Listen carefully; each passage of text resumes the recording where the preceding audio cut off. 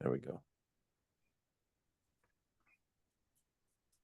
All right. Right. So did you want to share your screen or? Sure. Now we went through the entire we finished the categories last time. Yes. Yeah, that's the only thing left there possibly is you just adding your +1 to see if you're happy with it. So we have at least two of them. And that's about it. Give me a moment. I have to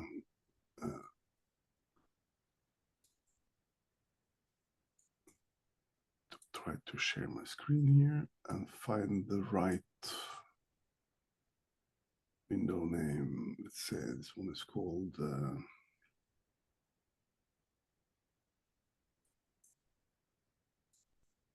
right. Do you have something to share? No. Okay, I can see your screen now.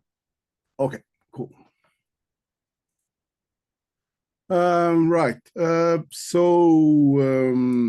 been preparing a little bit for this meeting. My thought was that since we are finished, or at least come to a point where I'm reasonably happy with the list of types of issues that one would ask for help with, like in the appendix 1, the taxonomy of support types. I think we can move on to the other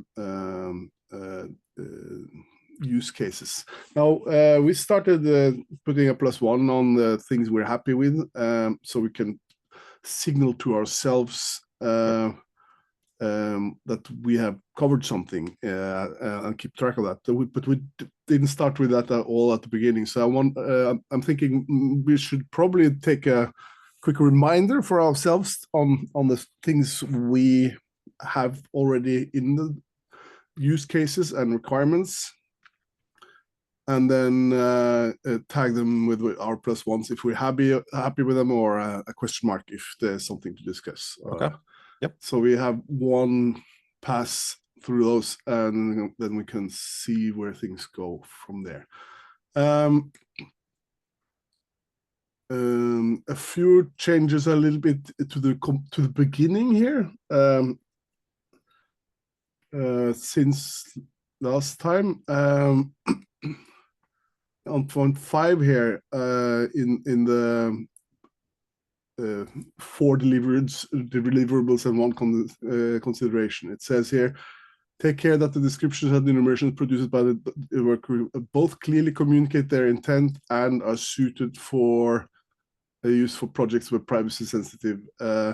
So I've just added a line, both clearly communicate their intent. I assume that's okay. Yep. Yeah. So that's just a consideration for us. And then let's see. Let's go through the use cases. So I've had some modifications to the use cases, mostly because I at some point added a point 11, I think, or 12. That had almost the same language as the use case 1. So both were to try to describe a situation that was where the maintainer was unreachable, but with subtly different. So, but I like the text better in the second version, even if it was written at 4 a.m. in the morning. That's use case 1 has been changed a little bit.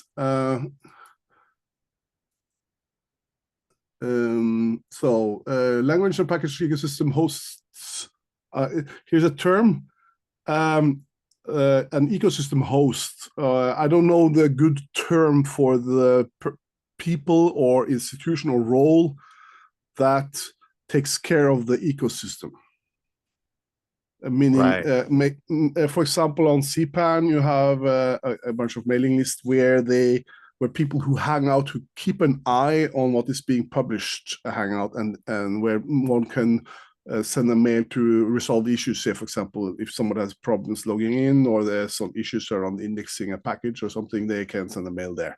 And some of the guys there are, some of the folks there are also keeping an eye if something weird goes on. So we have this, for example, discovered people who try to, let's call it, experiment with what is allowed to be published on CPAN by pushing certain limits, or catch some weird behavior and investigate those to see if there's something is going on. I've got a comment on this. I think it's mostly fine. However, your security.txt or security.md, for example, that's published in your repo or even on your website might actually include an email address. So it's not necessarily going to be limited to language or package ecosystem host. It's really anybody who tries to communicate the maintainer through official channels. So the question is, if there is a way to communicate that some maintainer is unreachable somehow. There is a gatekeeper role involved in the place where you communicate this, and you could say we have mailing lists and forums and Reddit and whatever, a Facebook group maybe, or some mailing list. I don't know. It could be anyway. But having a place where we could put a machine readable file with this kind of information is maybe novel and new for most cases, but I think it's on the table. Specifically now, if we take into account what happens with the transparency exchange API thing, where the idea is to have different types of metadata related to a specific component in a indexable, centralized, queryable way. And having a file being dropped in there with some metadata about who makes a claim, even if it's an outsider who sends a mail to the ecosystem host mailing list or whatever it's called, then we have to, it's meaningful to ask, how is this communicated? And that's when I think it's meaningful to have an opinion on how this happens.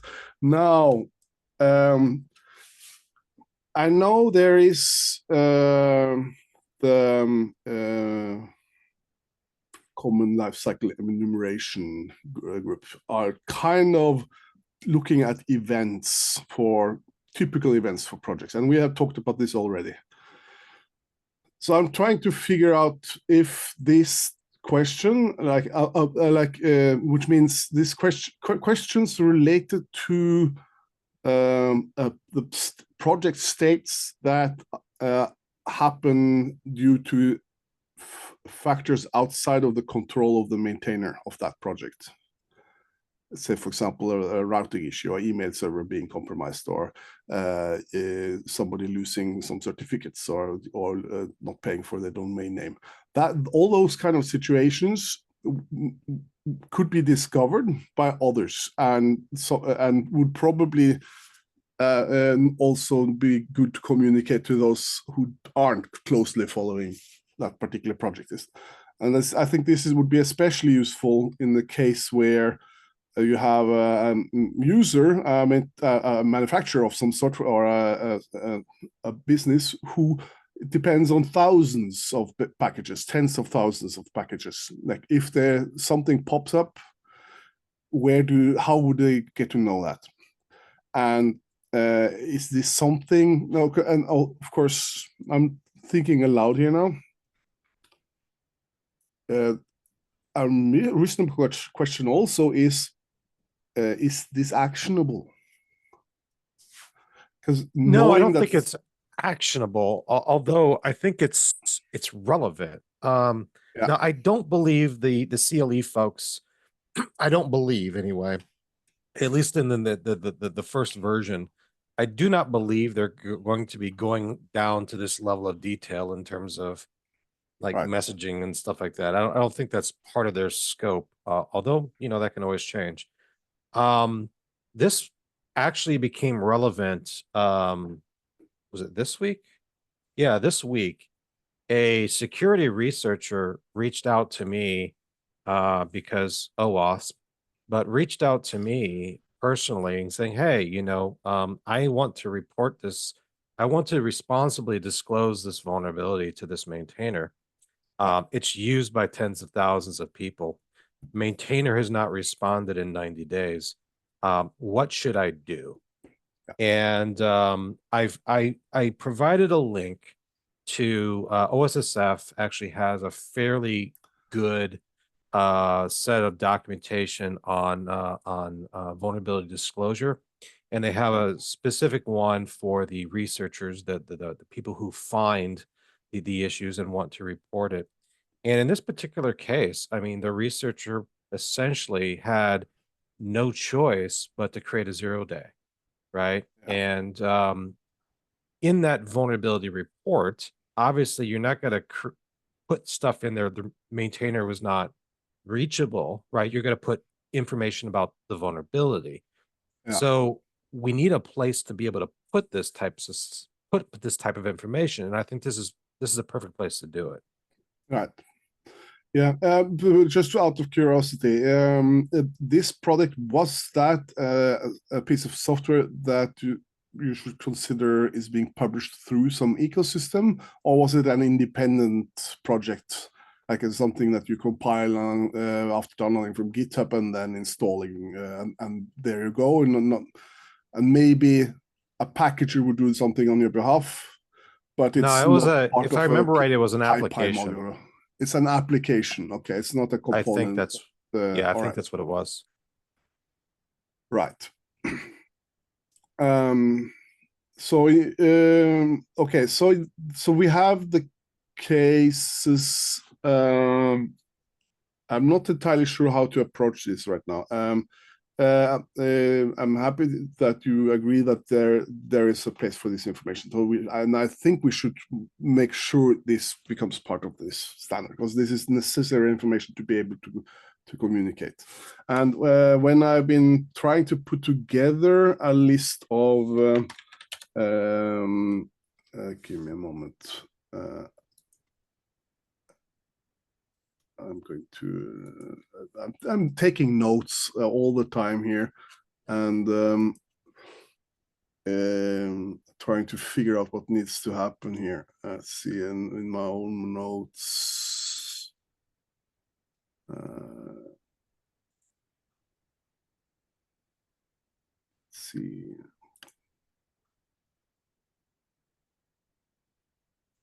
On my SBOMs, there are lots of issues that I'm trying to keep a track of in here, and some of these policies. Now I'm trying to. Okay, here's what I'm thinking right now. I'm imagining there are at least three, or maybe three perspectives that needs to be taken into account here. It's the project events that they don't have control over, which means they are unreachable. That something happens, so they are unresponsive, meaning that it's not a technical issue, it's a person issue. That they have been delisted because of some issues that, for example, related to terms of use for publishing on the platform. Like you add child pornography to a module, for example, like, okay, get it out. It has been compromised, meaning that somehow, for example, some malware has been introduced into this. This would include what happens with the XZ issue last Easter. And it is taken under custodianship, On CPAN, there's no role of custodianship, but it's an informal practice. And it's usually reserved for modules that are far up a river, meaning lots of the CPAN modules depend on those, and the maintainer is not available for some reason, either has moved on or passed away or whatever. So somebody else on behalf of the ecosystem steps up and says, I will at least make sure that if there are any security issues or some other critical stuff that shows up, that somebody replies to those. And this is in a special case-by-case basis with custodian. Somebody takes another person's module under custodianship. And I'm sure there's also some legal questions around there, around ownership, but this is mostly for practical reasons, just to make sure that the ecosystem continues to work as it has to. Yeah. And then that's a situation where there is some ongoing recent drama or whatever, where a package is suspended, meaning that somebody says, we are now blocking access until this other issue has been resolved. And that doesn't have to be something that was super serious, like what would lead to a delisting, but still more like a temporary measure, for example, if there is a ownership struggle, for example, or something like that. So those are the things that are outside of the project's control, and then it's the issues that the claims you can make that the project itself can make.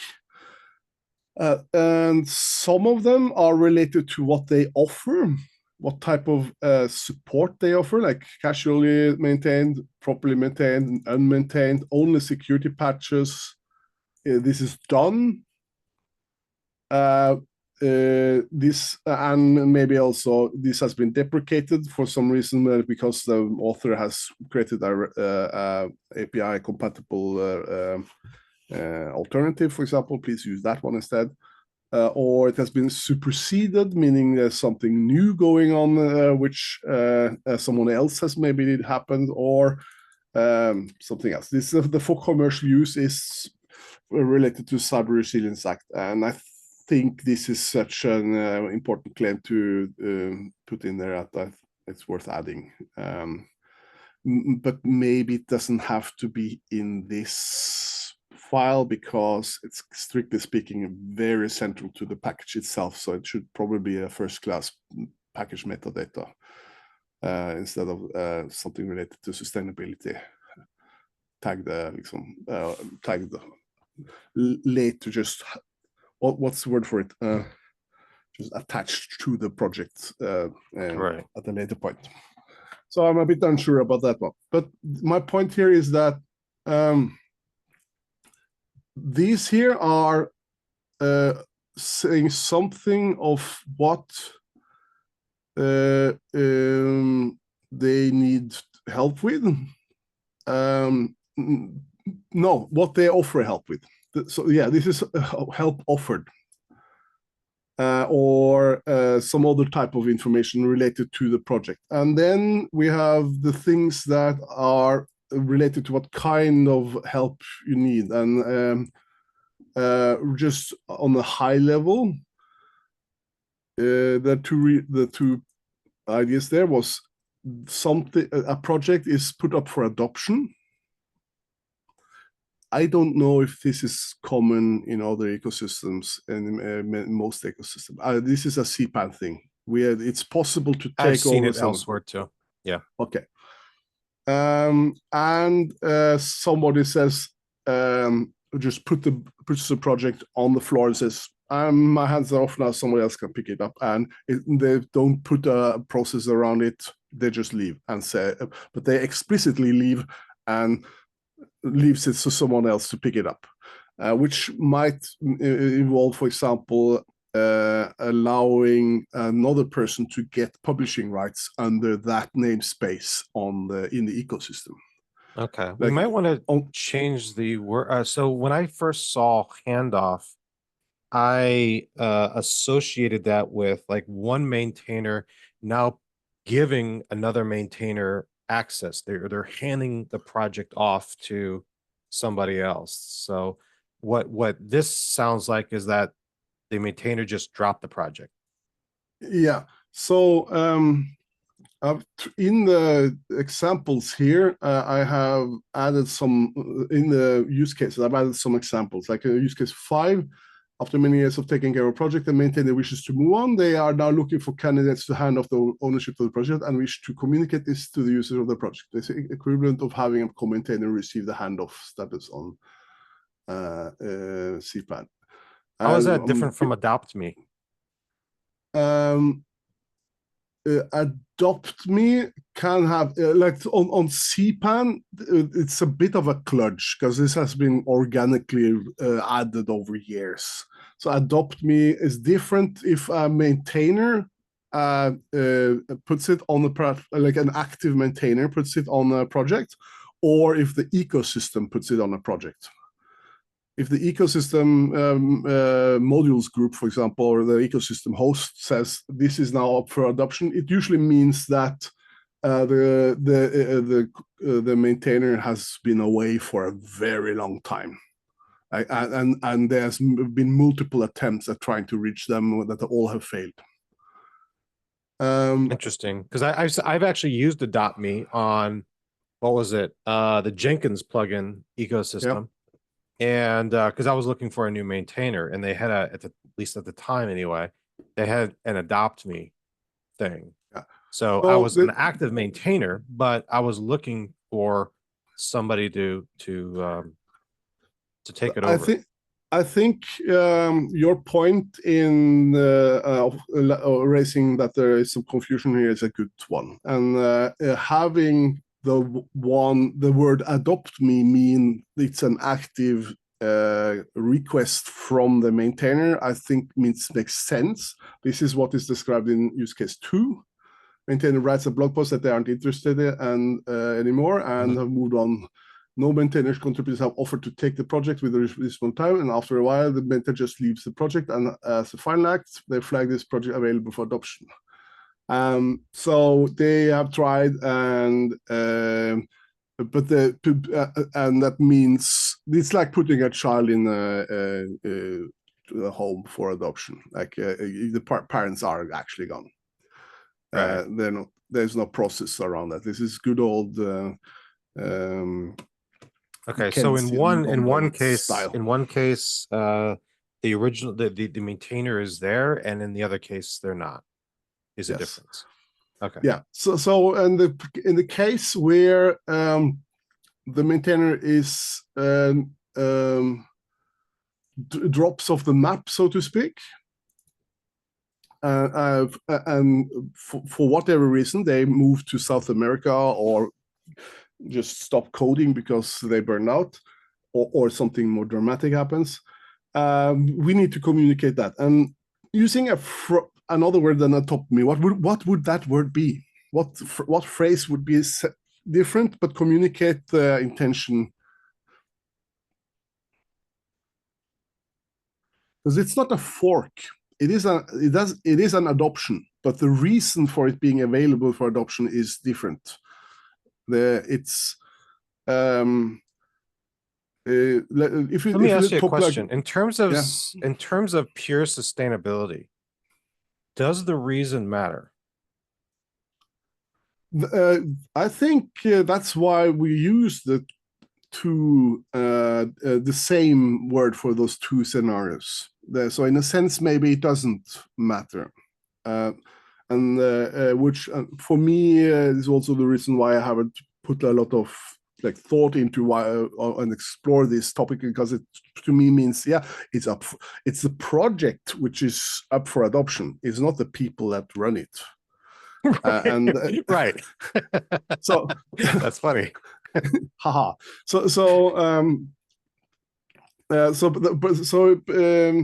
And in any case, the solution is somebody adopts the module, and the only thing they need to know is it up for adoption, and do I need it? Those are the only two things that are important in this question. The explanations around it might differ, of course. And so maybe the real question here is: are there any situations where the reason for something being put up for adoption matters?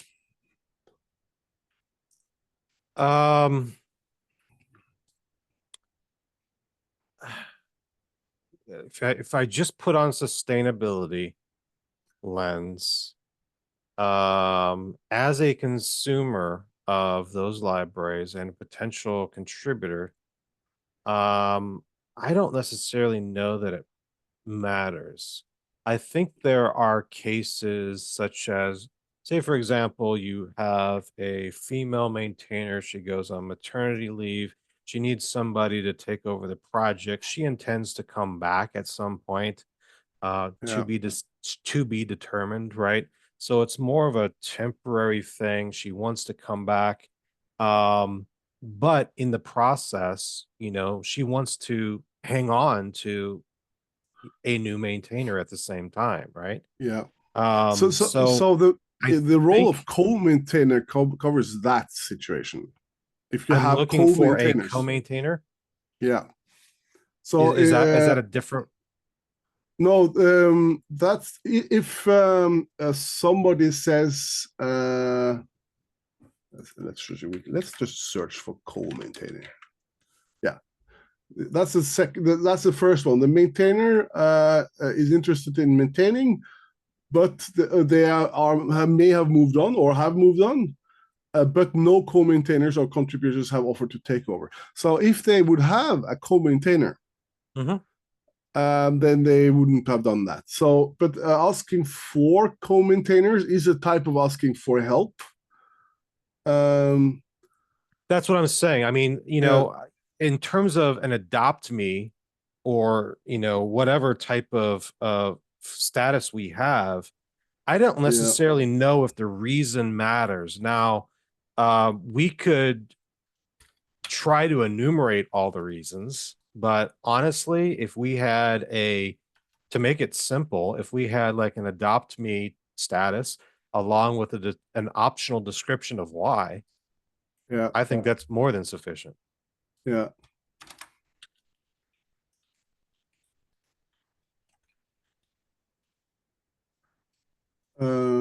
Yes. So adopt me with a comment would work, maybe.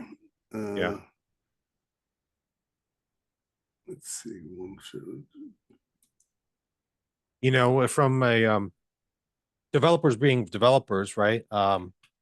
RTFM is usually not their first course of action, right? So in terms of a spec, making it very, very simple, like what's the difference between like handoff and adopt me? I don't know. I need to read the manual. Yeah, there's that. Now you touch on something I was about to I wanted to comment on, and that is from the manufacturer user's perspective. If they see a package has been put up for adoption, for whatever reason, the maintainer is gone, or the maintainer just needs a co-maintainer. That reason can be useful from their perspective, because for them it's the difference between actually spending resources on a project because they are taking full maintainership, they are actually adopting this important module, or they offer co-maintainership and saying, Right. you know what, I'm going to help you a little bit. I cannot do it full time, but we will certainly make sure you don't burn out. Yeah, I think that distinction is important because you don't want somebody putting an adopt me flag when they're really just looking for a co-maintainer. Yeah. An adopt me flag, if they're looking for a co-maintainer, it could be for a lot of different reasons, including having a wildly successful project. Yeah. There I don't remember exactly the mechanism that works on CPAN. This is now we're deep into the weeds here, but I think there is a specific field in the index or in the ownership file that lists if a person is a co-maintainer. And if strictly speaking, when we say need support, or not need support, need the handoff or adopt me, those are actual users on CPAN. So if the co-maintainer is set to adopt me, it means the role of co-maintainer is up for adoption in a sense. So that's a call for co-maintainership. And if the maintainer role is up for adoption, then it means there's no maintainer. And that's how they solved it in a sense. I don't think it makes sense to impose that model of organizing things on other ecosystems. That would, I think, be a bad idea. But the concepts are still useful by themselves. So, it still makes it meaningful to talk about co-maint role or having a way to communicate that for whatever reason, success or failure or other reasons. Okay, so I'll flesh out that use case later. So at this we agree that there is a need for communicating the need for communicating that co-maintainer is needed. And there is a need for the adopt me, the project being up for adoption, that it requires a comment. Or is it? It's an optional comment, yeah, I think, just to indicate like why. Because I think the last thing we want to do is penalize, like through automation, penalize projects with an adopt me flag. I mean, now that AI is everywhere, you can say, oh, well, why? Why is this thing under adoption? So you can analyze that text. Yeah, I think, yeah, I have opinions about AI.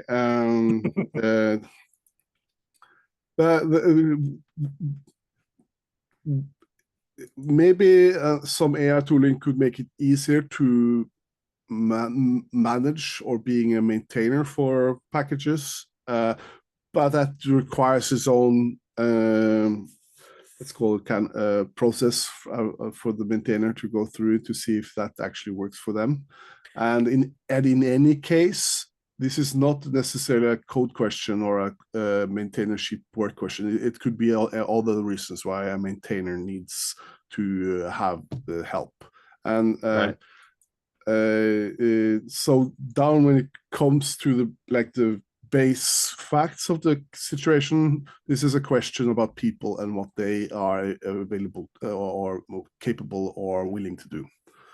And if they say this is too much, then it doesn't help to ask, but you could use some chat GPT tool to make it easier for yourself. No, that's just no. When they are in the position to say, I just need help, or I'm going away, on their own terms without any bargaining or pleading. I think there is another probably use case here. I don't think we're covering it. I do believe that from a specification perspective, and I don't know if this is in the requirements or use cases, but I think the use case is that well, the requirement would be that from a specification perspective, if you are going to implement this in a repository, it needs to be this file name and be the root of the repo. However, the use case is to support mono repos. So being able to express different sustainability information for different modules, different directories in a mono Right. repo. Do we have any open source projects out there that work like that? That's a great question. I'm sure there are some. I'd have to dig them up. Yeah, because I can imagine, like for me, businesses, they benefit from having a large monorepo for many reasons. Yeah. But for open source projects, even the situation where you have a large and complex project that uses, say, for example, Git's submodule feature to pull in other projects, which kind of becomes then a monorepo in a sense. It can be a source of frustration. And mostly when things go out of sync and you don't remember to update it correctly. And it also is a signal that those projects are very tightly coupled, meaning there's no room for version drift or whatever you could call it, or because if one change shows up, then it's quite likely that it requires something to be edited in the main project. Yeah, I'm not a big fan. I'm not proposing, everybody use mono Yeah, repos. but I personally do not like them. However, it's part I of reality. do believe it is part of reality. However, while I may not be aware of a lot of open source projects that use mono repos, like you said, there are a large number of organizations that do, and even the reusable modules within an organization, like inner source, for example, I think should be one of our use cases. Right? I have an inner source module and I'm looking for a new maintainer for it. Yes. U14. No, okay.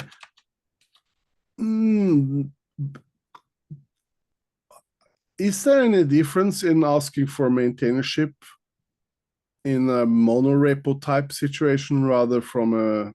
No, there's not. There's not. We just need to, from a specification perspective, we Right. just need to be able to support like paths.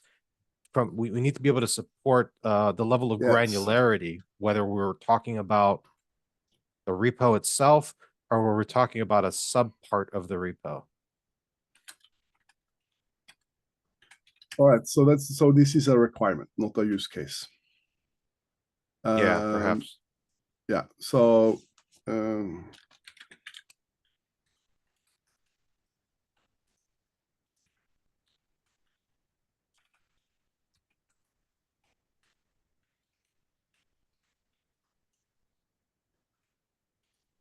let's just, I can flesh out that later.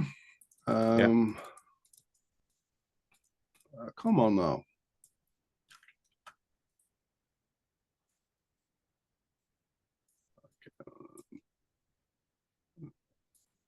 Things are working different.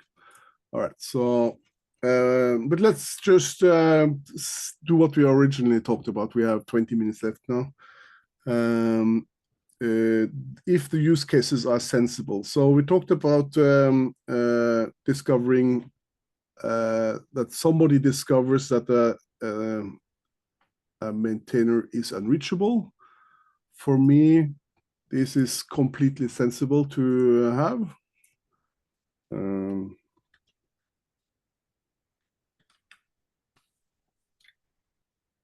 Let's see if I can. I don't never remember what like. I'm using the Norwegian language. It was a Norwegian. Here, so. It was not English. What you were? Yeah. The checkbox, right?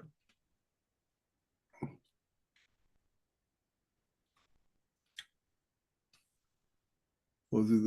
It wasn't the blue one, was it? I don't know. Oh, it was. It was a blue one.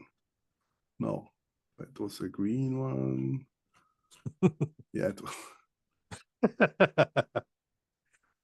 This is annoying. All right.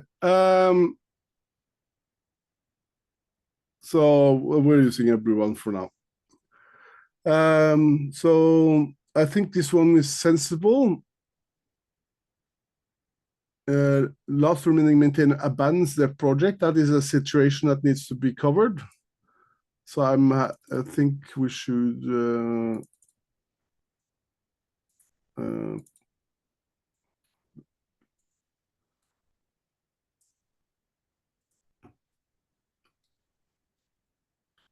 Type in AV something. AV. There we have There's it. your green. Yeah. All right, and that means we can also do this here.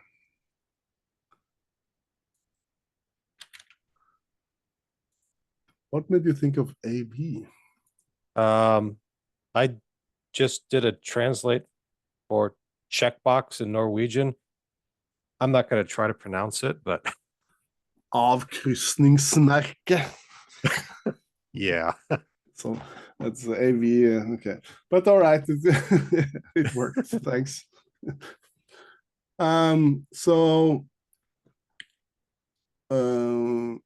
last remaining maintainer abandons their project. This is okay. So we need to clarify that there is a difference at least a difference when it comes to making a soft exit or a graceful exit from a project, and one that requires the ecosystem hosts to be involved. Ungraceful exit, or whatever we should call it. Right.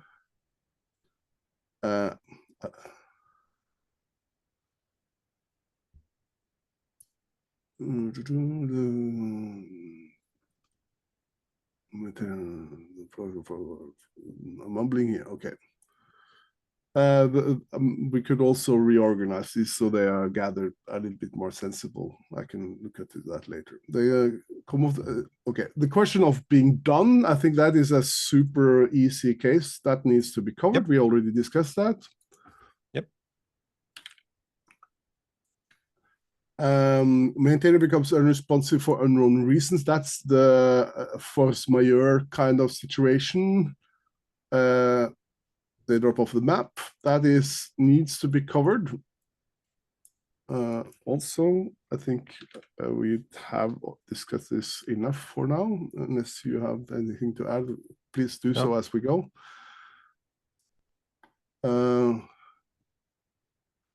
Maintainer wishes to pass on the project to someone else. This is on CPAN, that's handoff. So, which the terms might be, we may have to look at the terms we're using, but we can do that when we put those in a structure later. Yep. I've already started to look at this type of structure by the way I've organized this in my notes here. So I'm going to put some more calories into that thought process so we have a good baseline. Yeah, that's fine. It's a use case that's important. We can figure out the nouns later. Yeah. Let's see, 15 minutes left. Maintainer wishes to pass on to someone else. That is reasonable to add.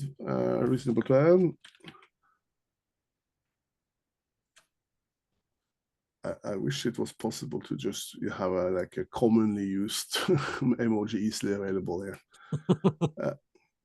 Okay, and then as I noted, there is the questions around what type of help to ask for. Now, just the funding field is we already have discussed this. There are similar projects out there like funding YAML document and the need funding field in Node, I think it was, something like that, and a bunch of other ways of communicating that we want funding. But most of those are completely separate from any other concerns when it comes to sustainability. Right. So in a sense, what we're doing here is we are offering a competition, but I think this can be solved by having the need funding field to be possibly a link to a funding YAML file, for example. Possibly. Yeah, it's what we're creating here is certainly a really big superset of that.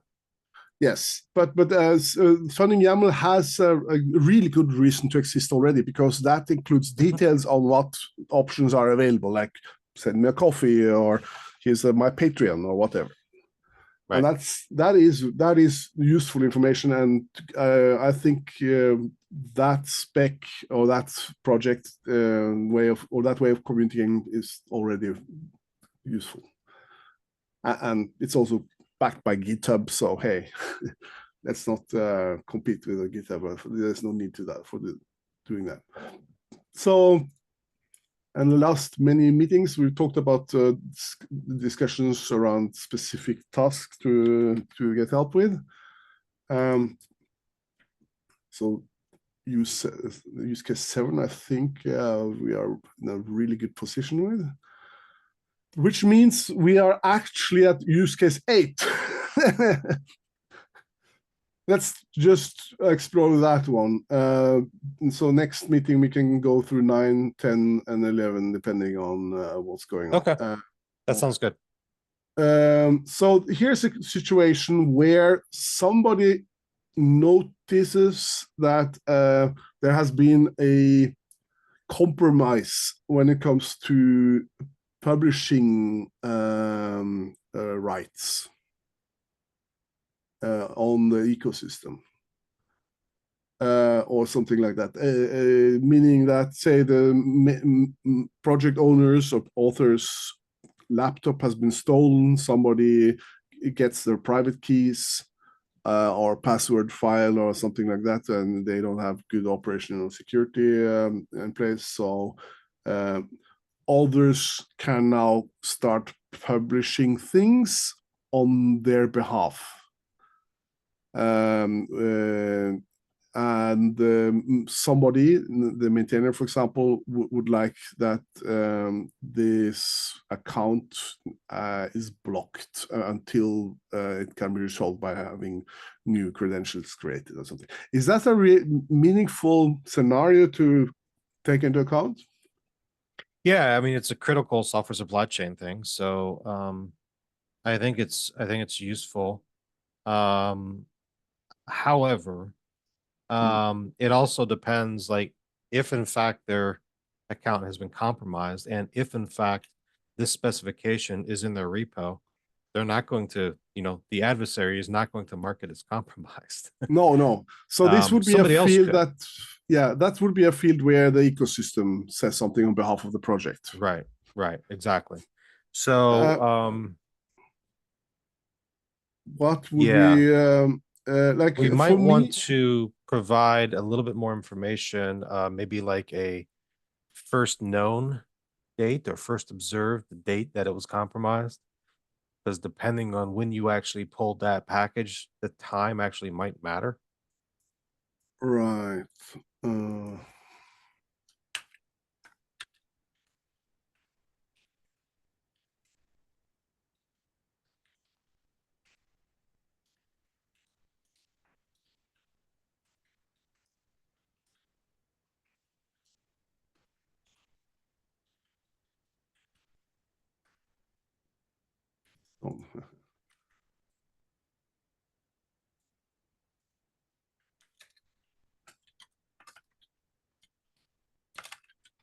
That's another question. Usually, the times when I have seen this kind of situation happen, luckily it doesn't happen too often, but usually this is resolved somehow in the background. That means ecosystem people who have access to the password database or the list of certificates that are allowed to use when uploading or whatever, they are responsive and fix the root issues and issue a new private certificate to be used by the maintainer somehow after maybe after going through some verification that we're talking with the right person or something like that. So I'm thinking having a metadata flag to share is only useful if there is some meaningful reason that this resolution is delayed for some. And so the question is, what kind of scenarios could delay the resolving of a compromise? Because if this is a really important issue, and if it cannot be resolved, and it's usually not that hard to resolve, it's just give them a new certificate. And maybe the difficult bits may be that they are forced to switch to another email address, so it's difficult to establish that we're talking with the correct person here, and there's no chain of trust in place to. If there's no chain of trust to verify who the maintainer is, I mean, I don't know. I'm just thinking of a situation where maybe developers, maintainers, laptop that it was hacked or whatever. Their credentials to GitHub and NPM were stolen, for example, and now they're having to deal with. And I don't know what their policies are in terms of verification and that sort of thing, but it might be more than a day, for example, for him to regain his access. It could be. So I don't know. It could be a longer time even, depending on like if that person is on vacation. Right. We could talk weeks. So okay, so there is a situation where this might take some time. It might be, yeah, I do think that it's true. We might want to we might want to there's obviously some folks at GitHub and at Microsoft over at OpenSSF. We might just want to ask, hey, what is your policy? What happens in these events? And just because it happens over there, then that's fine. We need to find that out. But we also have other ecosystems like CPAN and PyPy and Maven Central. What do they do? What are their policies? I don't know. I don't know either. On CPAN, this situation I think is mostly happened on an ad hoc, resolved on an ad hoc basis. There's no policy related to this. CPAN is kind of weird since it's been around forever.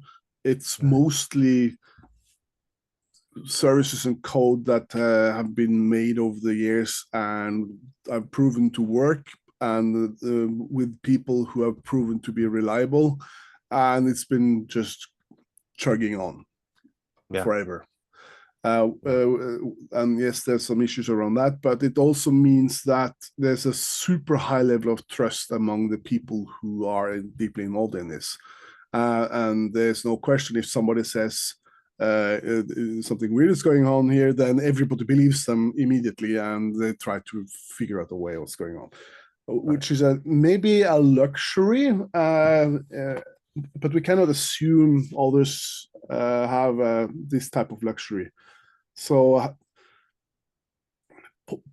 yes, that means we need to figure out if there are some policies on this, or what say GitHub or some of the other ecosystems do. How do we make the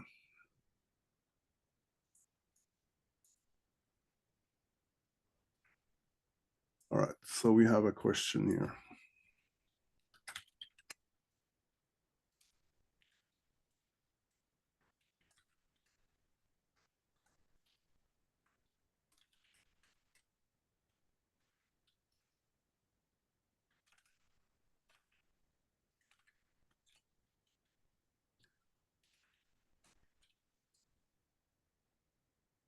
All right. Okay. So we found at least one issue that needs to be. Last meeting you talked about reaching out to some people related to a few points. I don't remember exactly what that was, but is that something you still have on your to-do I list? can't remember if I reached out to anybody or not. What was it again? You remember? I only remember that you mentioned 2 points. I think it was that. Okay. Let me go through the document and see if I can refresh my memory then. Yeah, it might be. Oh, you know what? It also- had to do, I know what it had to do with. It had to do with UX, I believe. I was going to reach Yes. out to Kayla and somebody else regarding some UX in terms of the taxonomy that we had created. Right. That's what it was. Right. Yeah. Yes. Yeah. We have points. We have a couple points here with your. Okay. Yep. Okay. Naming it. 3 of them. All right. All right. Cool. So I think we have come as far as we can today. Yep. Good. Good call. All right. Good call. And Nice, see you in 2 weeks. yeah, indeed. All Cheers. Right, bye-bye. Bye.